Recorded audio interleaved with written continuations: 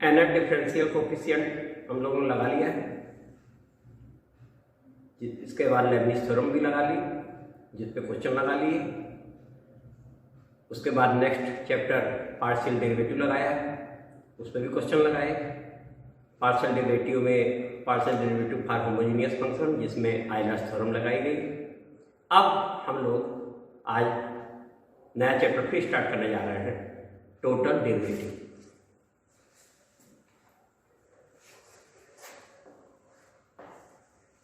Total derivative or total differential coefficient. Total differential coefficient. और method is total differentiation. ये हम लोग आज पढ़ेंगे।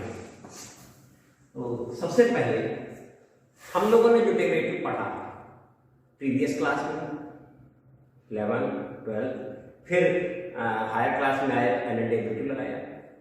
ये डेरिवेटिव जिस फंक्शन का कर रहे थे, उस फंक्शन में function have only one independent variable, that is function is of type y equal to fx।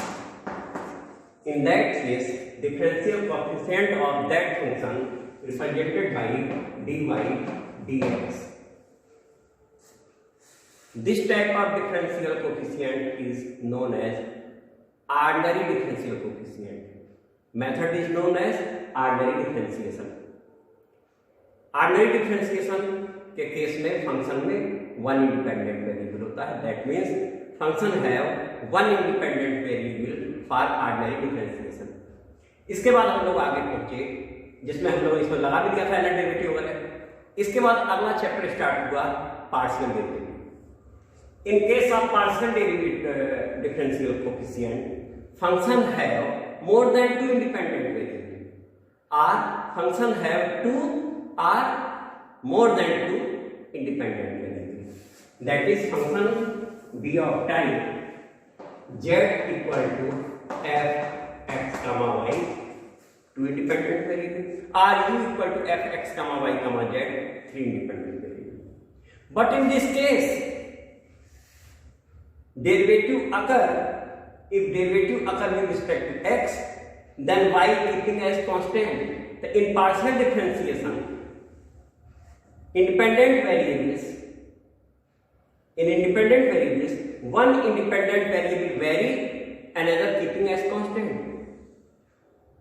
Partial differentiation के केस में एक तो वेरी करेगा, बाकी कांस्टेंट ट्रीट होंगे। ऐसी स्थिति में इसका डेरिवेटिव बना था बेटा del z over del x. अगर हम कर रहे थे तो limit delta x tends to 0 f x plus delta x comma y minus f x comma y upon delta x. Partial differentiation with respect to x है, जिसमें देखिए x initially x था, वेरी हो गया एक्स प्लस डेल्टा एक्स बन गया। Y initially भी y था, इंक्रीमेंट के बाद भी वाई है, वाई कांस्टेंट है, तो y keeping as constant partial derivative. इसी matter with respect to z हम किए थे, ये बेटा हो गया था limit delta x tends to 0 f x y plus delta y minus f x comma y upon delta y. तो in case of differentiation with respect to y, then y vary, x keeping as constant. तो partial differentiation के case में function have two और more than two independent variable, but one variable vary, another keeping as constant in case of differentiation। ये हमारा था जो कि इस तरीके से था। अब हम पहुंचे टोटल डिफरेंशिएशन का केस। अब आज ये है, तो in case of total differentiation function है टू और more than two independent variable, but each variable vary. ध्यान लिखना है बेटा, in case of total differentiation in case of total differentiation, function have two are more than two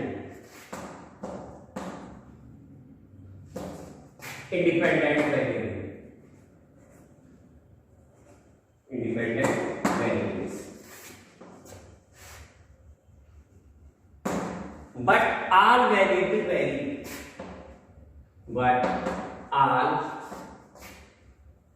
variable varies. Ordinary differentiation case में function है one independent variable, partial differentiation case में function है two or more than two independent variable, but one variable vary another keeping as constant. In case of total differentiation function है two or more than two independent variable, but every variable varies. ये total differentiation की condition है बेटा कि every variable varies. तो अब यहां पे जब आए तो हम 2 r more than 2 ले सकते हैं. तो हमने बेटा स्टार्ट लिया, टोटल डिफरेंशिएशन का सेंस क्लियर हो गया. फिर से बोल देते हैं, इन ऑर्डिनरी डिफरेंशिएशन फंक्शन है one independent variable, function b of type y equal to fx. In case of partial differentiation, function have two or more than two independent variable. One variable vary, another keeping as constant. अगर x के respect में करेंगे तो y constant होगा, और भी है तो वो भी कांस्टेंट होगा. y के रिस्पेक्ट में करेंगे तो x कांस्टेंट होगा, बाकी वो भी कांस्टेंट हो जाएंगे. But in case of total differentiation, function have two or more than two independent variable, but every variable vary. अब बेटा इसको हम लोग करने जा रहे हैं.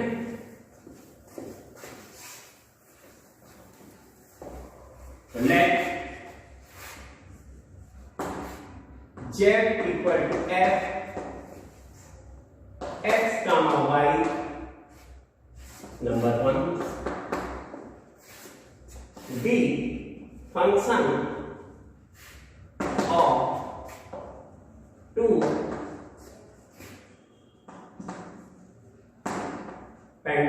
independent variables x and y. Let z equal to x y number 1 कहते हैं, be function of two independent variables x and y. If x comma y varies to delta x comma delta y respectively.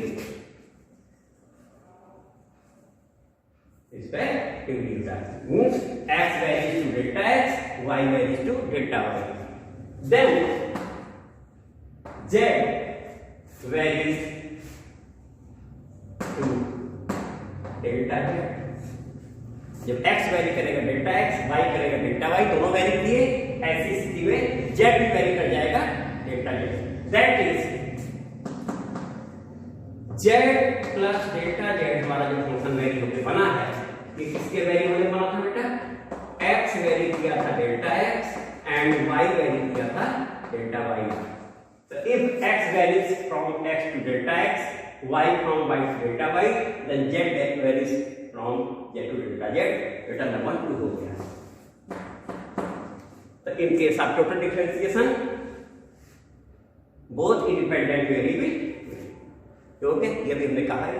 अब subtracting 1 from 2. Subtracting 1 from 2, we get. Subtracting 1 from 2 we get. अब देखो क्या, इसमें से इसको subtract करेंगे तो z cancel out हो जाएगा, तो लेफ्ट हैंड साइड में हमारे पास बचेगा delta z. This is equal to this minus this, f x plus delta x comma y plus delta y minus f x comma यह मिल बेटा. अब अगला स्टेप इसके बाद यहां मिटा देना है.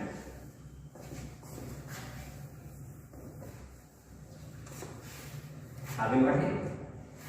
Delta z equal to f x plus delta x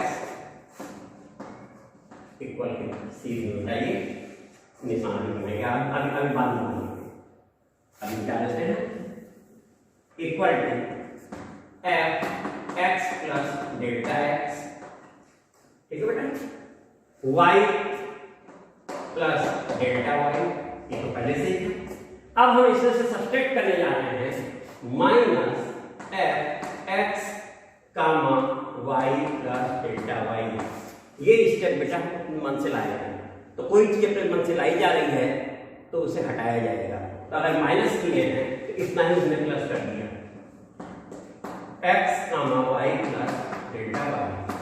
और पहले से हमारे पास स्टेप था minus f x comma y, minus f x comma Y, ये बेटा हो गया।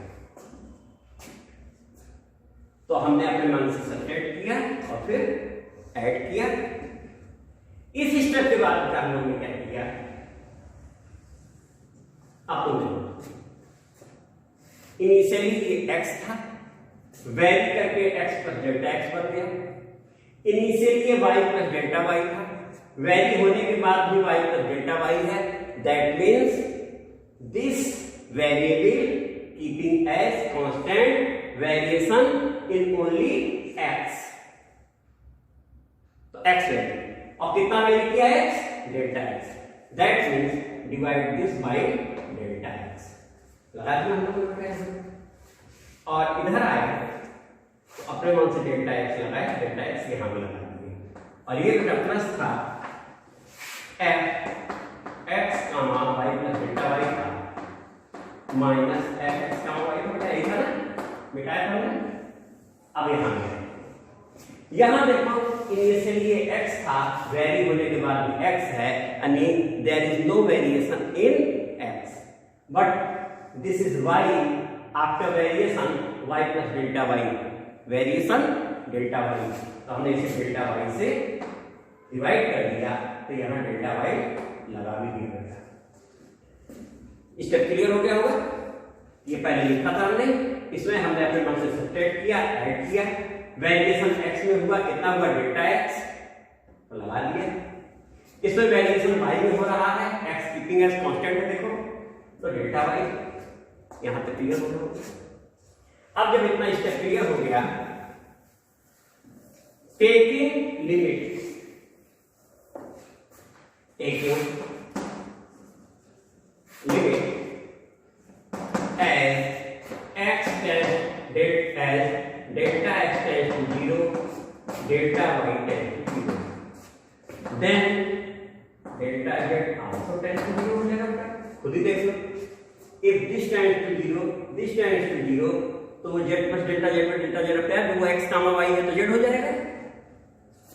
That is limit delta z tends to 0, delta z equal to limit delta x tends to 0, f x plus delta x comma y plus delta y minus f x comma y plus delta y upon delta x into delta x plus limit delta y tends to 0, f x comma y plus delta y minus f x comma y upon delta y into delta y।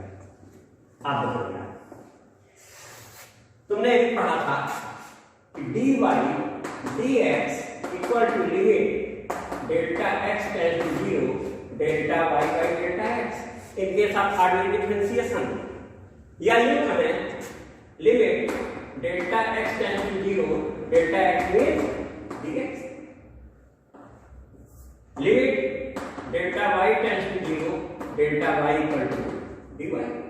ये हम लोग कह सकते थे बेटा।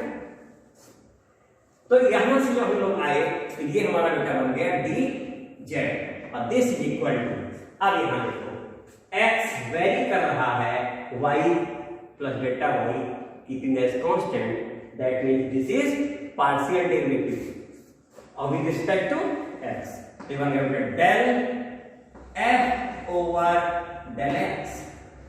और product में limit अलग अलग हो जाती है, तो ये limit delta x tending to 0 delta x है dx बन गया और प्लस आए।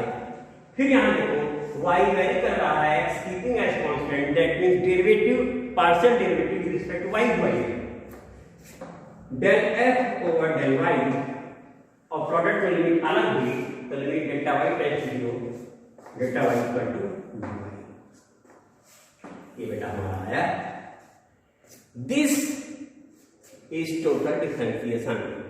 dz is known as total differential coefficient। ध्यान में देते हैं where dz is known as total differential coefficient or total derivative और method is known as total differentiation method.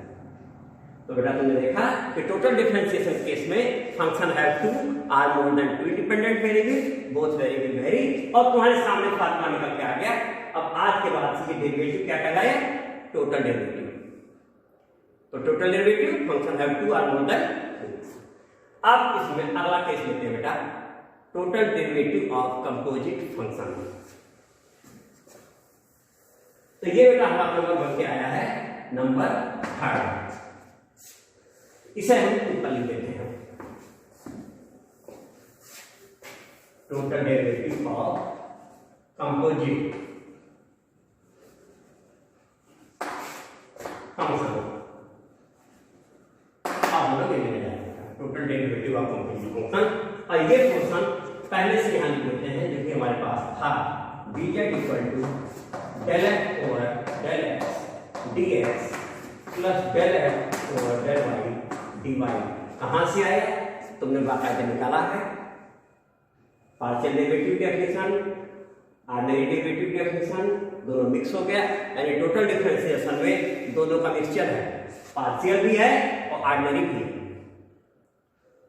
और कोफिशिएंट ऑर्डिनरी जैसा ही है, but in this case function have more than one independent variable। अब क्या करना है? अगला case है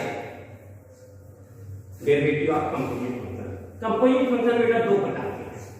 तो पहला केस लेते हैं, लेट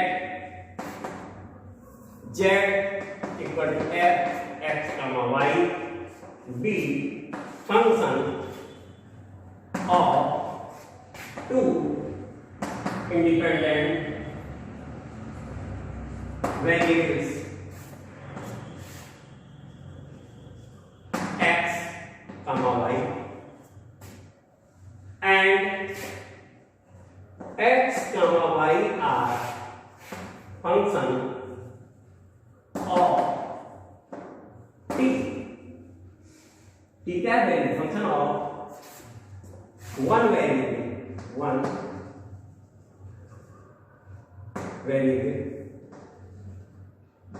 t, that is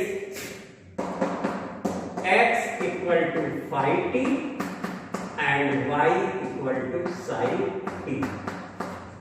तो z is function of x and y and x y are function of t। तो कंपोजिट फंक्शन जैसा कि तुम लोग पैरामीट्रिक फंक्शन पढ़ते थे कि in function y equal to f(x), x independent variable and y dependent variable. Independent variable x and dependent variable y are function in third variable से t, then that type of function is known as parametric function, that is x equal to phi t, y equal to psi t। वहां बोल देते थे वो parametric function था। Same उसी pattern पे है, function have two independent variable or both independent variables are function in third variable। तो बेटा अब इसका डेरिवेटिव लेने जा रहे हैं, ये हमारा हो गया बेटा। इसको हमने चलो नंबर, ये नंबर 3 ये था बेटा, ये नंबर 4 हो गया। ये फंक्शन हमने चूज कर लिया, ये हो गया।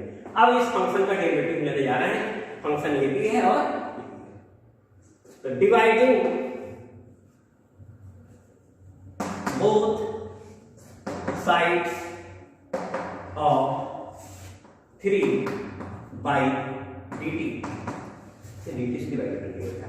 तो ये क्या बोला बेटा, dz upon dt equal to del f upon del x dx upon dt plus del f upon del y dy by dt।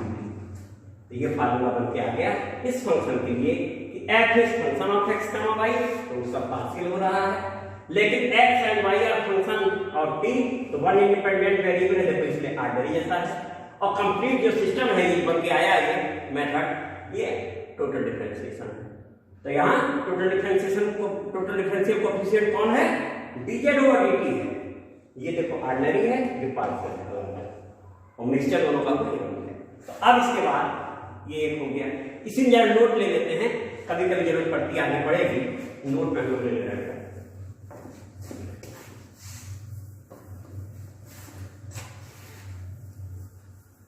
Note में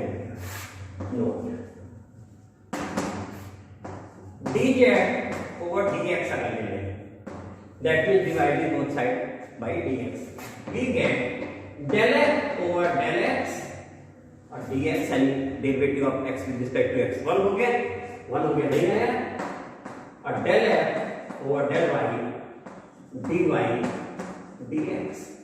टोटल डिफरेंशियल कोएफिशिएंट क्या इंटरचेंज देगा, तो ये आंसर होगा। और कभी कभी अगला केस ले लें, dz ओवर dy पूछ देगा, तो यहां बेटा बनेगा del f over del y dx over dy और del f over del y derivative of y with respect to y 1 हो गया। तो ये हमने नोट ले लिया, आगे जरूरत पड़ेगी क्वेश्चन लगाते समय, उस समय हम लोग ले लेंगे। सेकंड केस हम क्या है, कंपोजिट फंक्शन का सेकंड केस नोट हो, क्या होगा, बिटा रहे हैं। Second case,